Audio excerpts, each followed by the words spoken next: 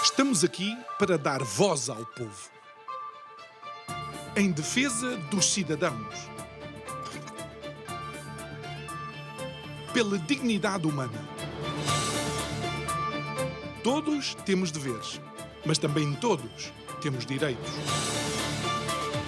Será que existe justiça?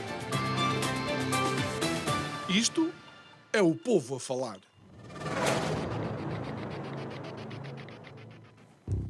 Com a devida ressalva do drama humano ao qual assistimos todos os anos, os incêndios em Portugal não deixam de ter um sabor a déjà vu.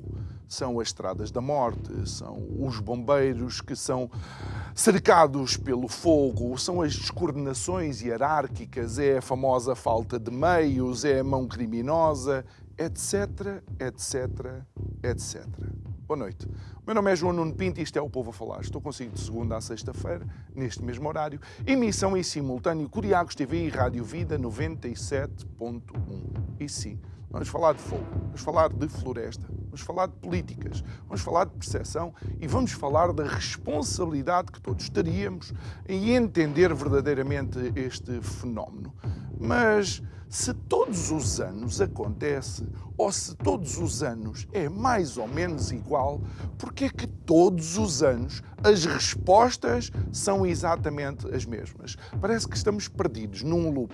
Olha, parecemos o hamster dentro daquela rodinha, a correr, a correr, a correr, querer fugir da gaiola, mas não saindo na realidade do mesmo sítio. E quem é que tem a responsabilidade? Bem, todos temos uma cota-parte de responsabilidade, mas os decisores políticos, esses sim, com a sua disfuncionalidade, têm levado tudo e todos às cinzas. Digo eu, que não percebo nada disto.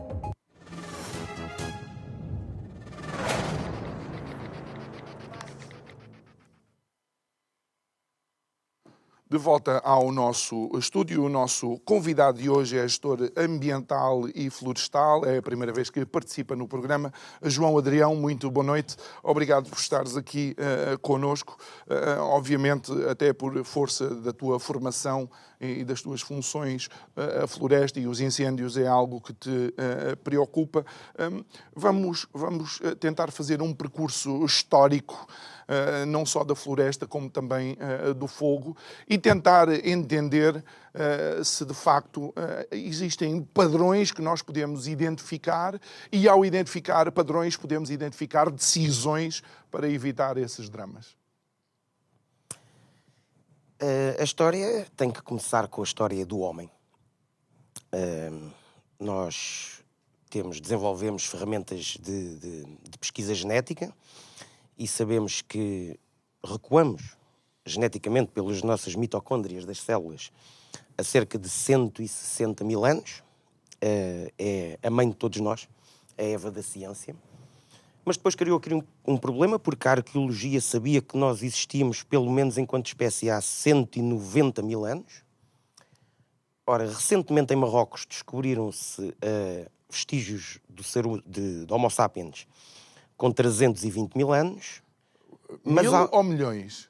Mil anos, Okay. 320 mil anos. A nossa espécie Homo sapiens. Ok. Mas há um registro que foi estudado em África de padrão de incêndios, de área queimada, de área de vegetação queimada. E há uma mudança brutal em África há 400 mil anos. Provavelmente é a assinatura do surgimento da nossa espécie Homo sapiens, em conjunto com o fogo, que sempre foi crucial nas nossas vidas. É por causa do fogo que nós estamos aqui hoje. Senão ainda vivíamos como chimpanzés na floresta. Agora, essa história de relação com o fogo foi sempre evoluindo. O fogo tornou-se uma ferramenta do homem quando o homem inventou a agricultura e a pastorícia.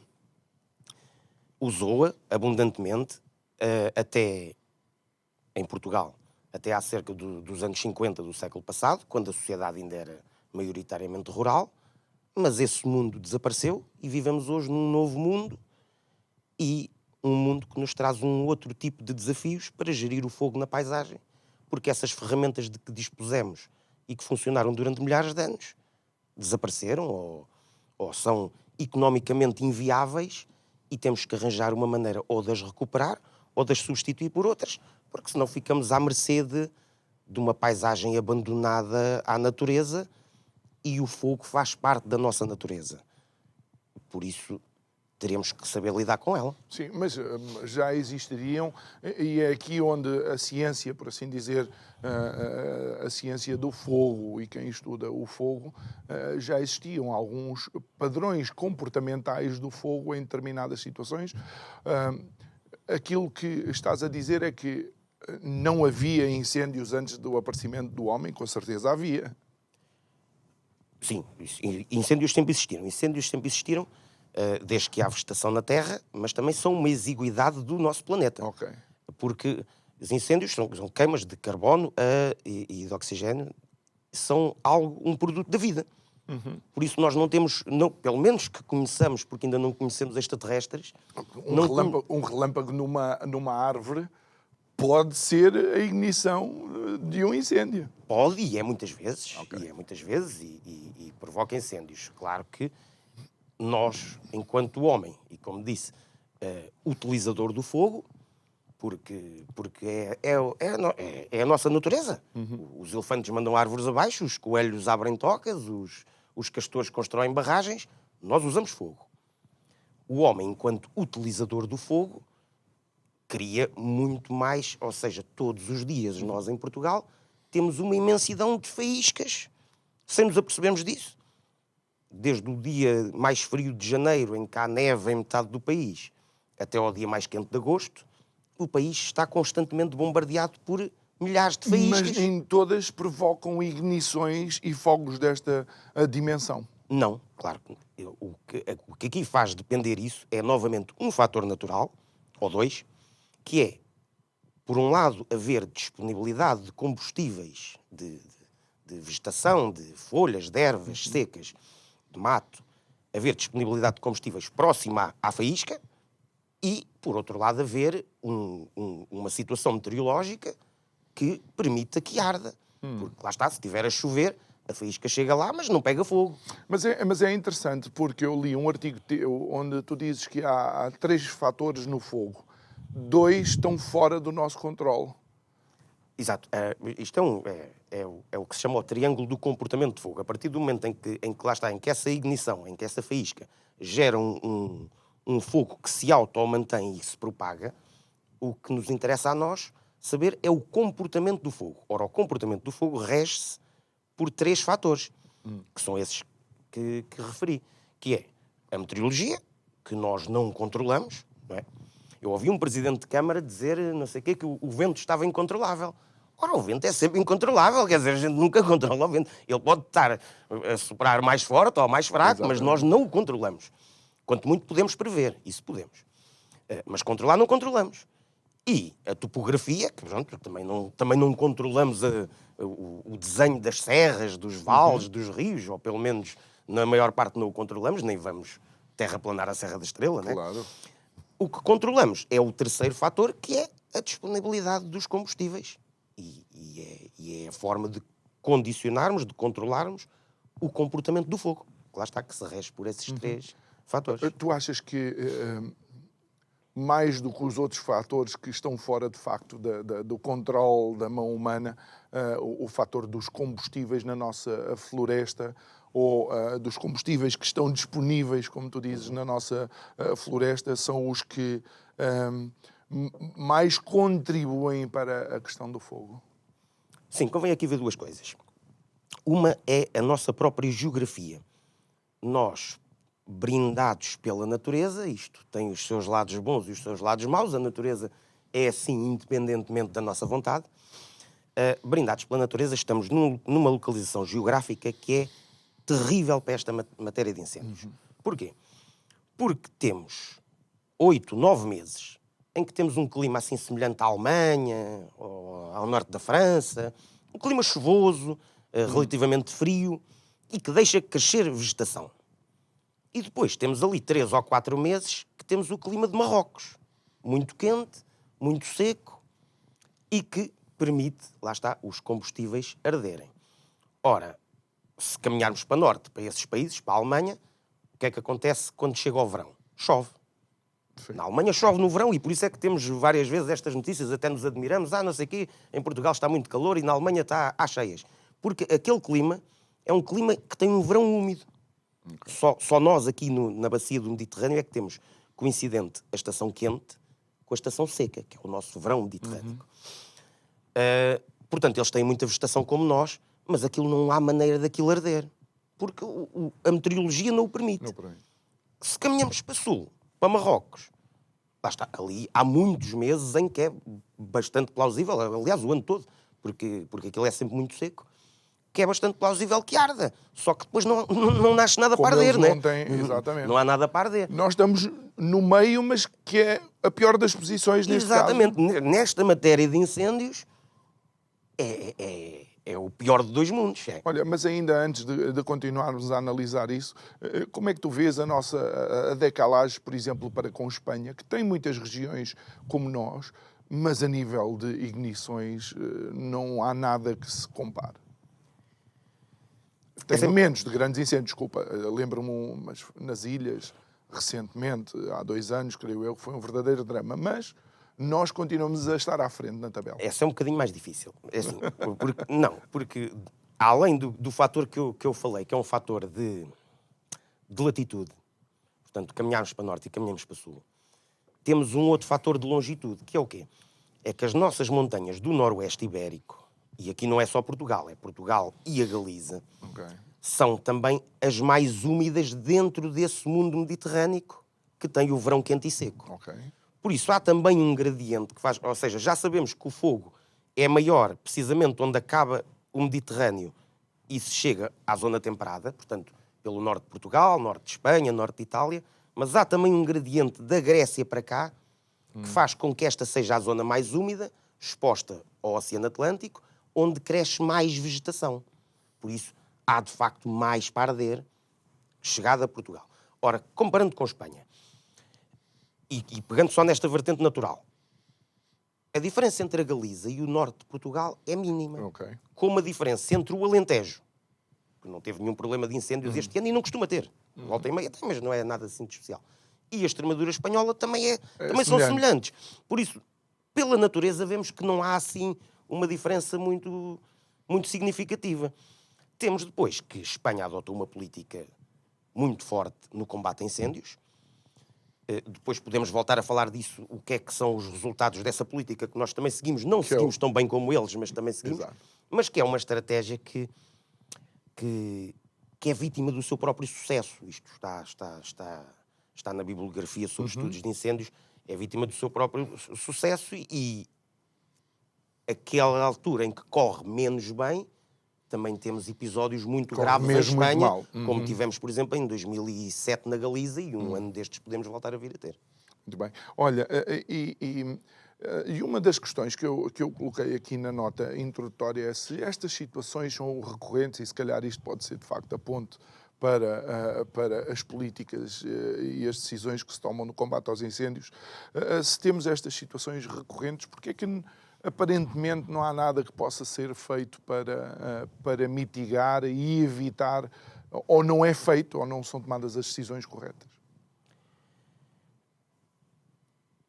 Porque o que temos que fazer, o que eu sugiro que se faça, que a ciência sugere que se faça, que é este controle dos combustíveis, não é fácil de aplicar dentro do nosso quadro sociopolítico.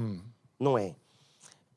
E por isso, às vezes até pode haver a vontade, a ideia de fazer, alguns programas até para fazer, só que a coisa corre mal porque a nossa maneira de fazer política também não é a melhor. Aliado a isso, temos uma estratégia, como eu disse, é um bocadinho semelhante à espanhola, é aliás uma estratégia genérica da escola europeia. Os nossos primeiros silvicultores estudaram na Alemanha, em Portugal não havia esses cursos universitários. Eles foram à Alemanha estudar, aquilo até é porque era engenharia, e depois vieram para cá e aplicaram aqueles princípios alemães, mas vou voltar àquela fase inicial. São os alemães que nos estão a ensinar a tratar de um problema que cá é grave e que lá não existe. Por isso não são os melhores para nos poder ensinar a lidar com isto. Porque a realidade deles não é igual à nossa. Exato. Eles têm outros problemas ambientais, então, mas não é este. O que é que tu propões fazer? Medidas específicas? O que é que achas que se diz para fazer e que devia ser feito ao contrário? Por exemplo, no outro dia li alguém a dizer, em vez de estarmos a multar as pessoas por limpar os terrenos, devíamos pagar às pessoas para limpar os terrenos. Não sei se foi o arquiteto Henrique Pereira dos Santos que disse isso, ele tem dito isso e eu subscrevo. Aliás, há anos que a gente andamos aqui mais ou menos de braço dado com esse tipo de proposta. E que é isso, que é nós multarmos as pessoas, multarmos alguém. Para já nós não multamos na paisagem.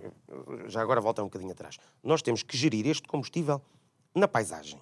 Portanto, a gente tem uma serra com uma ou duas aldeias e é no conjunto da serra que nós temos que gerir isto. E aí não há multas porque não há obrigações.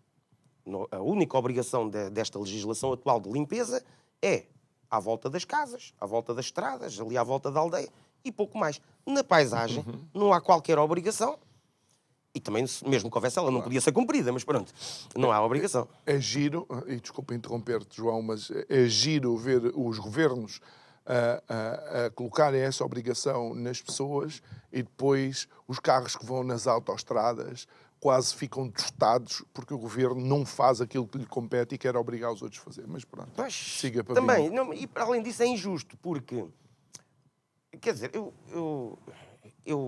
a minha terrinha é na Serra da Estrela e o meu falecido avô não precisava desta legislação para andar a limpar à volta da casa. Quer dizer, isto é de elementar bom senso. Nós temos uma casa no meio de vegetação que sabemos que pode arder e temos que despender algum dinheiro para proteger o nosso bem, a nossa casa. E isso chega a ser injusto ao ponto de quem tem esse bem, que é a casa, que é um bem de elevado valor, está a imputar custos a terceiros que se calhar não têm interesse nenhum nisto. Quer dizer, eu tenho um terreno... Onde é que eu vou fazer a casa? Olha, eu vou aqui encostar a casa ao terreno do vizinho e o custo de limpar a minha casa passa a ser metade do vizinho. Pois, estou a perceber. Até a injustiça aí entra muito.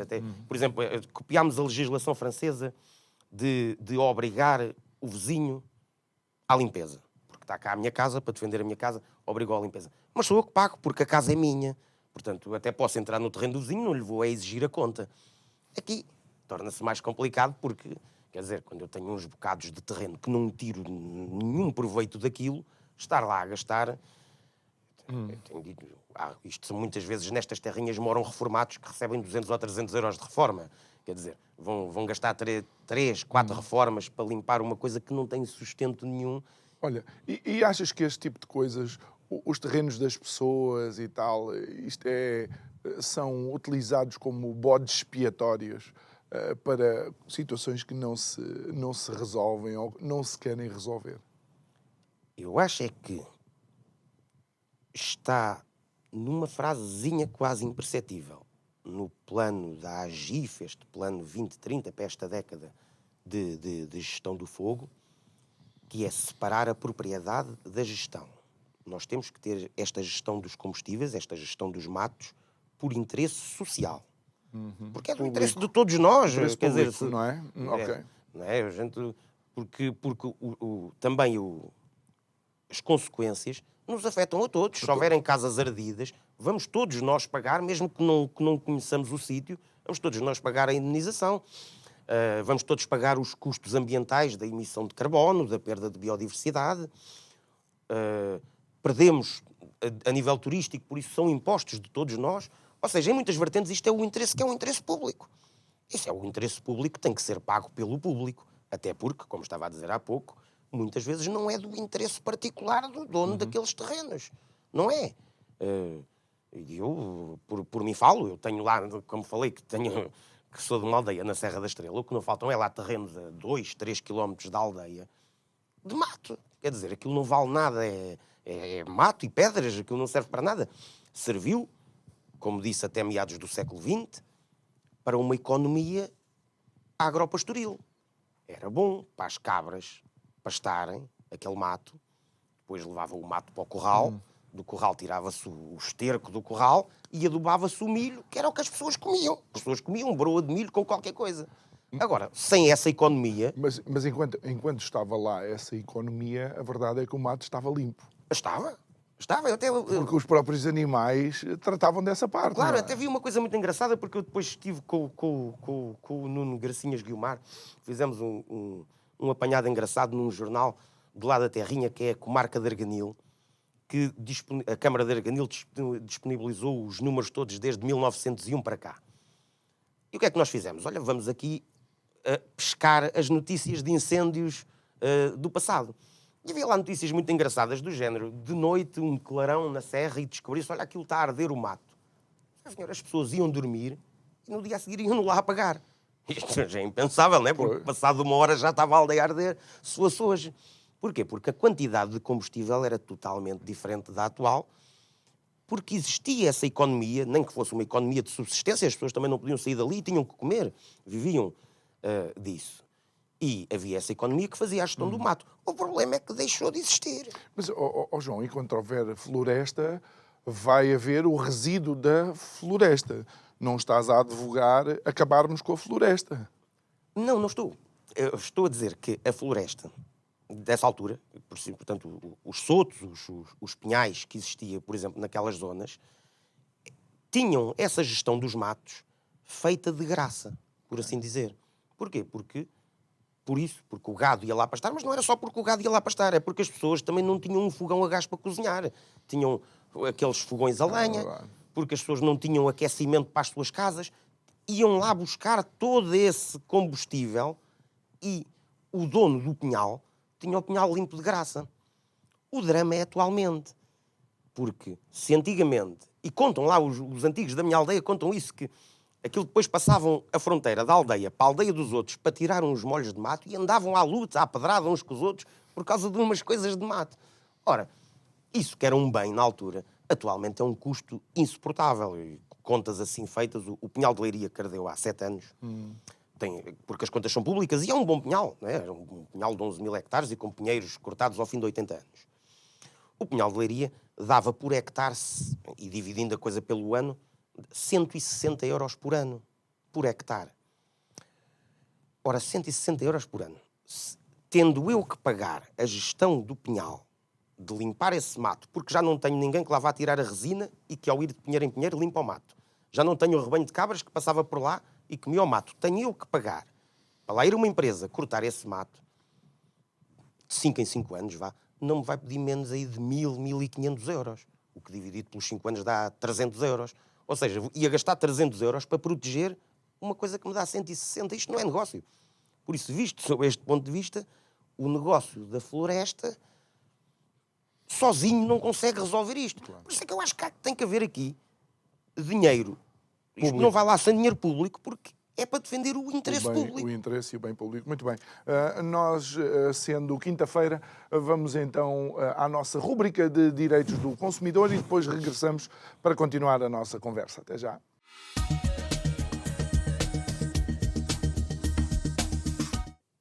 Salve!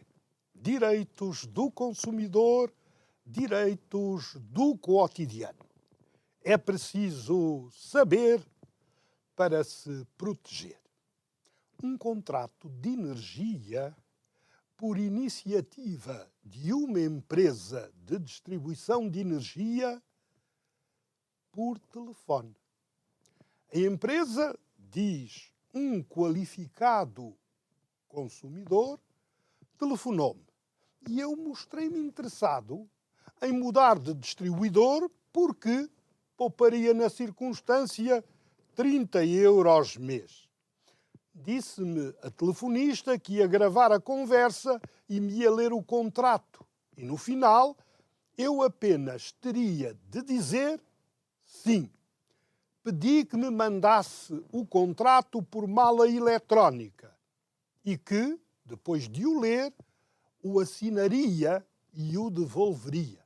Também lhe disse que não sabia se ela teria oportunidade de ler na íntegra o contrato, porque se o fizesse isso levaria muito tempo e eu não estaria pelos ajustes.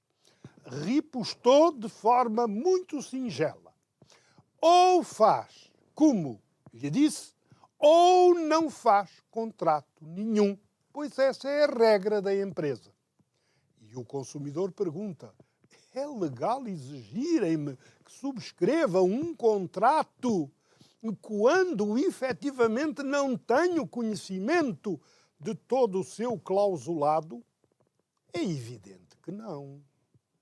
Nestas circunstâncias, estamos perante a hipótese segundo a qual o consumidor recebe um telefonema para a celebração de um contrato por iniciativa da empresa.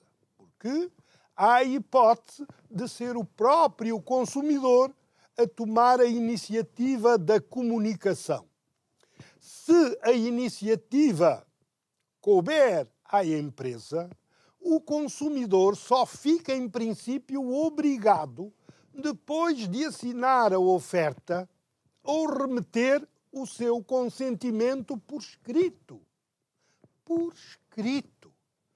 Em princípio, após a celebração por telefone, sendo válido o contrato, o consumidor dispõe ainda de 14 dias consecutivos para se retratar, para dar o dito por não dito, seu direito de desistência ou retratação, que a lei lhe concede para ponderar, para refletir, para saber se o contrato lhe convém ou não. Mas, para tanto, é necessário que do clausulado do contrato presente ao consumidor em qualquer suporte duradouro, em papel ou numa mensagem ou através de qualquer outro meio, conste o tal direito de desistência ou retratação. O que quer significar que, se o direito não figurar no contrato, o consumidor dispõe não de 14 dias para dar o dito por não dito, para ponderar, para refletir, mas de 12 meses, que acrescem aos 14 dias, para que possa, na realidade, encarar a hipótese de se recusar a celebrar aquele contrato cujos termos lhe não convêm. O facto de isto, se não observar, constitui contraordenação económica grave, passível efetivamente de coima. Tratando-se de uma grande empresa, a coima vai de 12.000 a 24.000 euros. Estes são os termos da celebração dos contratos por telefone por iniciativa da empresa. Se tratasse de contrato por iniciativa do consumidor, outras seriam as regras.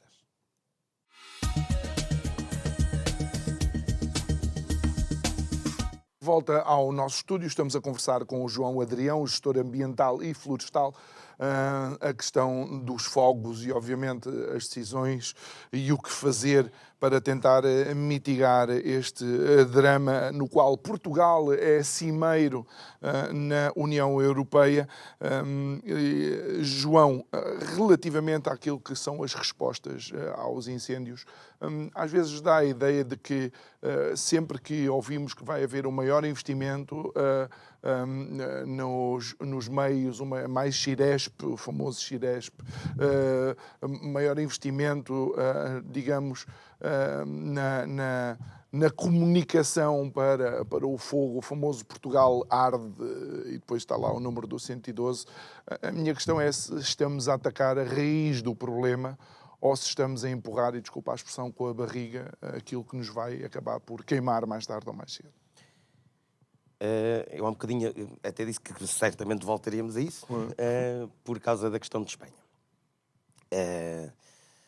Pois não, nós, entre as duas grandes escolas, que é a europeia que já falei, muito influenciada pelas políticas franco-alemãs, e depois a americana visa gerir o fogo na paisagem, sob mais diversas formas, arranjar maneira de gerir este combustível, incluindo o próprio fogo enquanto ferramenta, A europeia não entende que o fogo é um elemento natural. Que, como eu fui dizendo aqui ao longo desta primeira parte, que há fatores naturais que explicam isto. E, portanto, assume que o fogo é uma coisa externa ao sistema, ao ecossistema, e que, como tal, é purgável, é combatível. E essa estratégia está, de facto, longe de estar certa e acaba por prejudicar o próprio sistema no futuro. Ora, como é que isto se processa? Que é o que acontece aos espanhóis, e por isso é que, como disse há um bocadinho, os espanhóis, depois volta e meia, têm esse problema agravado. Vamos imaginar que temos aqui este estúdio, a nossa casa, seja o que for, com uma ruptura de gás, em que temos o ar, o ambiente a encher-se de gás. Ora, isto é a receita ideal para termos aqui uma explosão e morremos aqui todos. Deixar o combustível crescer livremente, porque não temos essa economia de há umas décadas que elimina o combustível.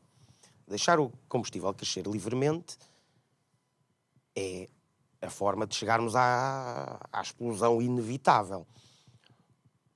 Podemos evitar isto? Podemos. Mas não é da maneira que fazemos, que é vamos evitar o fogo a qualquer custo. Ou seja, vamos evitar entrar. Ir lá dentro. Mas não é entrar porque nós estamos cá dentro e nós não podemos sair daqui, não é? Também não podemos, nós chegamos assim a meio do verão e dizemos, olha, agora vai toda a gente para Espanha ou para outro lado qualquer e Portugal fica deserto. Ardia na mesma. Mas pronto, não atingia ninguém diretamente, embora atingisse, cá ficava. Mas estamos cá dentro do estúdio com gás. Quer dizer, e se estamos com gás, estamos perante um perigo iminente disto rebentar. Vamos dizer assim, vamos evitar uma faísca a qualquer custo. Como? Eu não fumo, aquele não acende o interruptor, o outro não deixa cair um copo ao chão, que aquilo bate no chão, faz uma faísca e rebenta com a casa. Os telemóveis é melhor desligar. Exatamente. Ou seja, vivemos aqui nas circunstâncias de não podemos fazer nada, porque senão isto vai rebentar, e inevitavelmente a coisa vai acontecer, mais tarde ou mais cedo. Nem que seja um curto-circuito na tomada. Okay. Não é? Por isso, isto não pode ser o caminho. O caminho, neste caso, seria abrir uma porta ou abrir uma janela para o gás sair, que é, na paisagem, tirar o combustível. Neste caso, é gado, é motorroçadoras, é fogo controlado. É, por exemplo, deixar arder um bocado. Isto de deixar arder cai sempre aqui muito mal. Sim. Mas eu volto a deixar arder. O Stephen Pine, que é um dos maiores ecólogos mundiais, talvez o maior, de incêndios, diz que todos os países, todos eles, para resolver este problema com incêndios, têm que fazer um misto de 4 passos. E um deles é esse, é que se o fogo é natural, então deixamos arder. Deixamos arder quando? Agora, quando estavam os incêndios a semana passada em Albergaria, que sabemos que estavam a matar pessoas, a queimar casas, não pode ser. Mas se calhar em janeiro, com a temperatura baixa, de forma controlada, com os bombeiros nas estradas, evitando qualquer problema, e sabendo que, a partir do momento em que ele criasse problema, era rapidamente atacado e acabava-se com ele ali, pois, se calhar deixar arder um bocado maior da área ia retirar força a estes incêndios de verão. Depois de verão. Agora, não é a única estratégia. Por exemplo, o próprio uso do fogo como ferramenta, como fogo controlado para criar esses mosaicos de áreas ardidas, porque isto depois, quando chegam estes dias de verão, o fogo só para. Normalmente, estes grandes incêndios só param. Ou quando chegam a essas áreas onde não podem arder mais, porque houve um fogo há 2 anos e não há o que arder, e por isso o fogo chega ali e para. Ou quando chegam, como foi este aqui da Serra de Sintra, chegam ao Guincho, pois, e ali é areia, ali já não vai arder mais. Ou então tem que chover. Tem que chover, ou tem que haver uma mudança meteorológica, como agora existiu, ao fim destes 2 dias, que criou condições para que o incêndio possa ser apagado. Porque senão ele é incontrolável. Vai ardendo, até que ao fim de... Neste caso foi ao fim de 2 ou 3. Na Madeira foi ao fim de 7. Na Serra da Estrela foi ao fim de mais uns dias, mas quando chove é que ele se apaga. Antes disso vai ardendo, porque não há maneira de acabar com isto. Ora, gerir esse combustível pode ser feito dessas formas, pode ser feito de outras. Podemos recuperar a tal economia que fazia esta gestão. Como? Ajudando quem já a faz, porque, não vamos dizer, ainda há quem tenha pastoreio de cabras, não é? Ainda há pouco, mas há quem queira recuperar algumas resinagens, há associações de ambiente que gerem pequenas parcelas de território com vista à biodiversidade. Já há quem fale também, e desculpa colocar isto, em centrais de combustão do mato também. Pois há. Mas falam mal. Porquê? Porque isto é um negócio deficitário, por assim dizer. Cortar o mato, como eu disse há um bocadinho, custa 1.500 euros. E depois tenho que pegar no mato, ou seja, 1 hectare produz aí 10 toneladas de mato. Mais ou menos. 10 toneladas. Eu vou gastar 1.000 e tal euros para cortar essas 10 toneladas.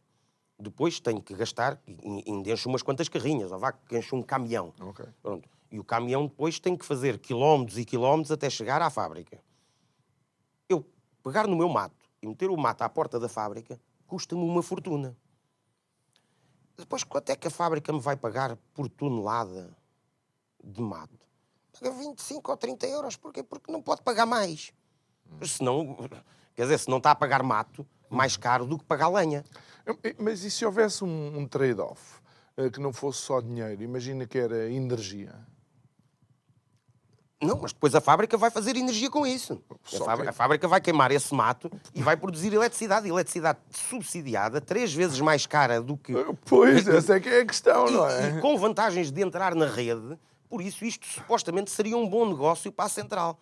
A questão é que, por exemplo, o José Sócrates, há uns 20 anos, lançou um concurso para 13 ou 14 e só 2 é que entraram em funcionamento com estas ajudas todas. Porque, lá está, o negócio é deficitário nesse sentido. Não vai ajudar, não vai incentivar ninguém a fazer essa gestão de matos para gastar 1.500 ou 2.000 euros para depois ao fim ganhar 200 ou 300. Não é? E o que é que acontece quando essas centrais entram em funcionamento muitas vezes?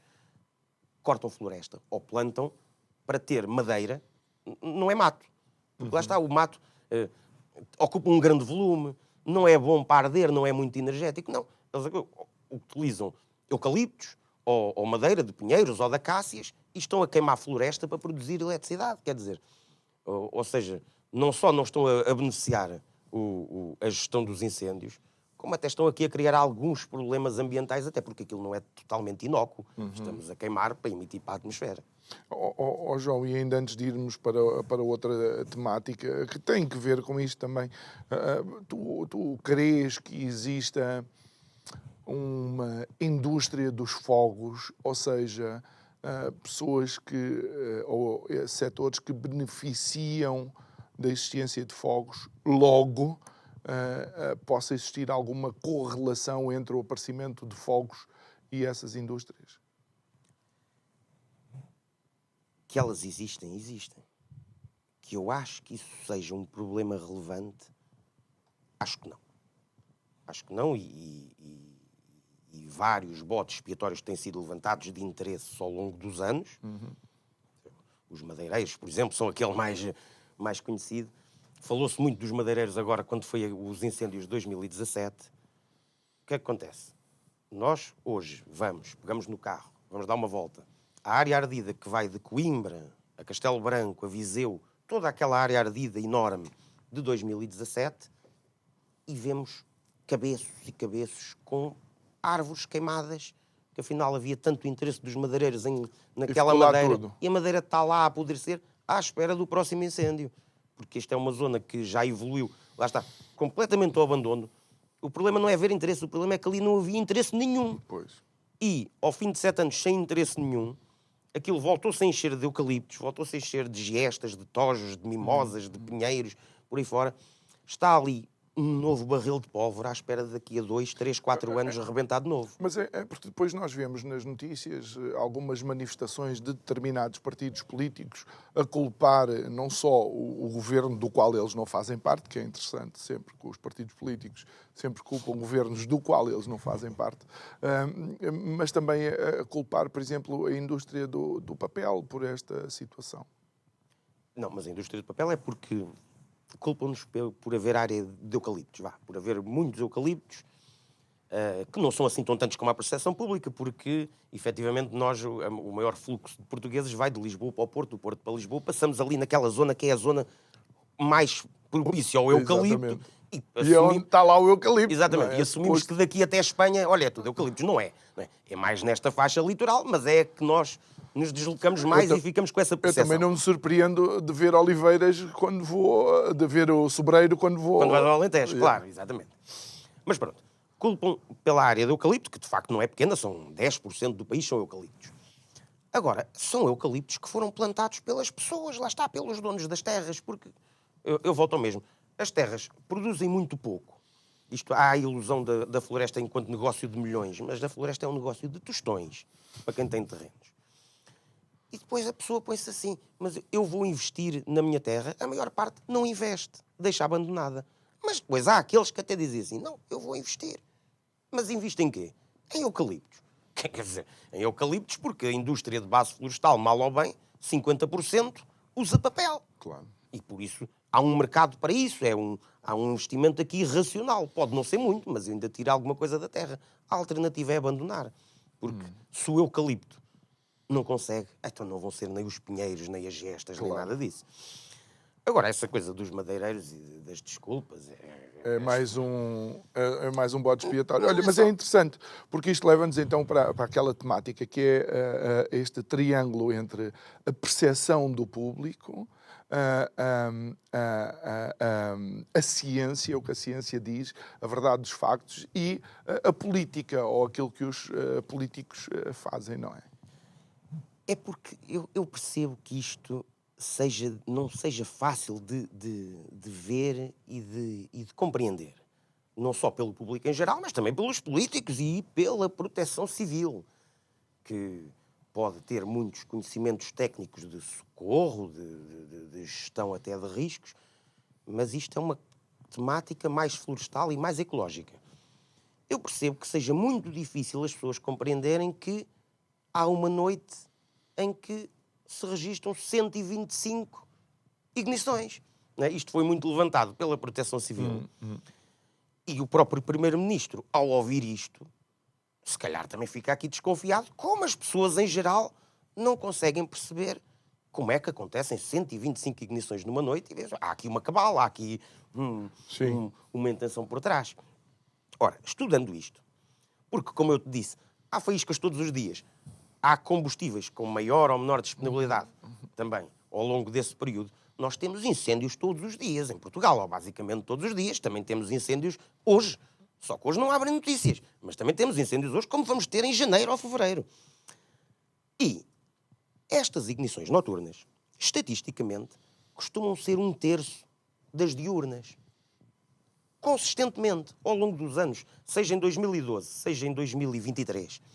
seja em janeiro, seja em agosto, esteja a chover, esteja sol, se nós temos um dia com 10 incêndios, 3 ou 4 são noturnos, se nós temos um dia, como tivemos agora estes 2 dias, em que se rondou quase as 400 ignições, então as 125 ignições noturnas não são de espantar ninguém.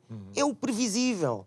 Quer dizer, se fossem 30... ou se fossem 300, é que era de admirar. O normal é que sejam naqueles 50% do dia, entre as 8 da noite e as 8 da manhã, há ali 30 e tal % das ignições. Como nos outros 50% há 60 e tal %. Okay. Pronto, quer dizer, mas isto não é muito fácil de perceber e gera, muitas vezes, a questão da cabala. Voltamos ao início, à faísca e à disponibilidade do combustível. O comboio que passa num dia não gera faíscas nas rodas, não pega incêndio nenhum, no dia a seguir, aquele dia meteorologicamente terrível, pega 20 incêndios ao longo da linha.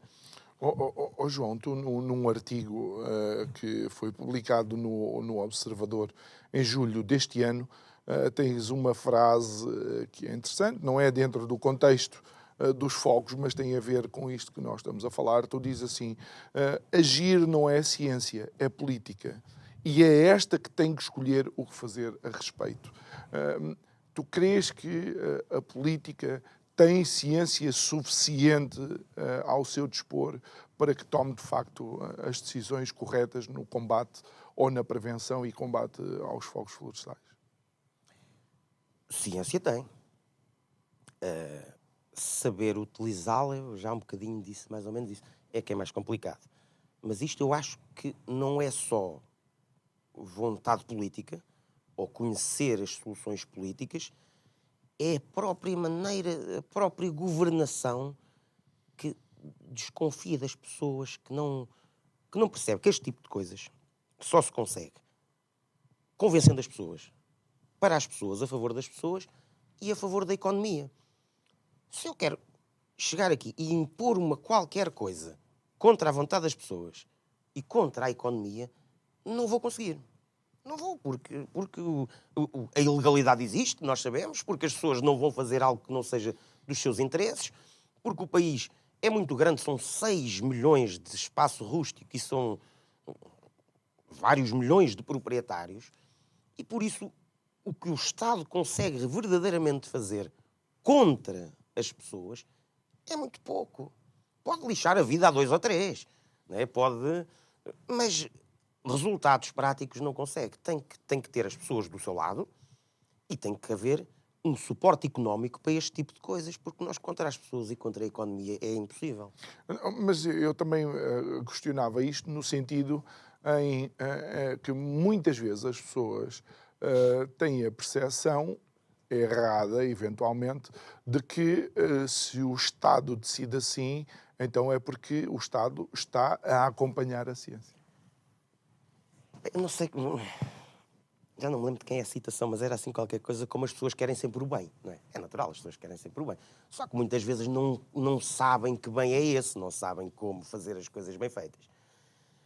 Isto, volta ao mesmo, isto tem, o que eu andei aqui a falar durante esta hora tem muito a ver com ecologia, com natureza, com este tipo de questões, e que as pessoas naturalmente nunca pensaram nisso ou nunca estudaram isto, mas não significa que não percebam, ou pelo menos eu tentei-me aqui explicar, não sei se foi perceptível ou não. Mas há formas de contextualizar este tipo de coisas às pessoas, formas de comunicação, por assim dizer, sei lá, uma mascotezinha, como um cabritinho, ou há uns anos o Lidl tinha os heróis da natureza e tinha umas canecas e uma delas era o Chama, porque o fogo pertence à natureza, não é? E este tipo de comunicação, de mostrar às pessoas que é assim e não é assado, também falha muito. Não podia ser de outra maneira, de forma mais didática. Podia o Estado, por exemplo, estávamos aqui a falar de pastoreio, podia o Estado não só mostrar às pessoas, mas criar mercados. Por exemplo, o Estado, a administração pública, serve, por exemplo, muitos almoços todos os dias, nas cantinas escolares, no exército, por aí fora. Mas não serve cabrito, não é? Ou cabra, ou um queijinho de cabra, para fomentar o negócio que nós sabemos que depois vai dar proveitos na gestão da paisagem. Falha aqui um bocadinho de uma estratégia concertada de ação e comunicação. Penso que sim. E daí achares que o público muitas vezes cai na esparrela da percepção mais simplista deste... Cai porque é uma desculpa muito fácil e lá está, que lida com a dificuldade em perceber muitas vezes este tipo de coisas, e há a potência natural às pessoas a acreditarem aqui nas cabalas, que as pessoas às vezes também gostam de ouvir o que estão convencidas que é verdade. Mas, sim, mas como dizem os espanhóis, eu posso não acreditar em bruxas, pero que las hay. João Adrião, obrigado por ter estado aqui connosco uma vez mais. Espero que te tenhas sentido bem recebido e confortável aqui no programa. Fica o desafio para um próximo programa e um próximo convite. Obrigado a si que nos acompanhou em mais um Isto é o Povo a Falar. Já sabe que pode rever alguns dos nossos programas subscrevendo o nosso canal do YouTube. Não esqueça de ir também às nossas redes sociais, colocar o seu gosto, fazer as suas partilhas tanto no Facebook como no Instagram. E hoje, uma vez mais, quero deixar um forte abraço para aqueles que não nos veem, mas ouvem, que são os nossos ouvintes da Rádio Vida. Da si que nos acompanhou, um até amanhã e o resto de boa noite. Obrigado.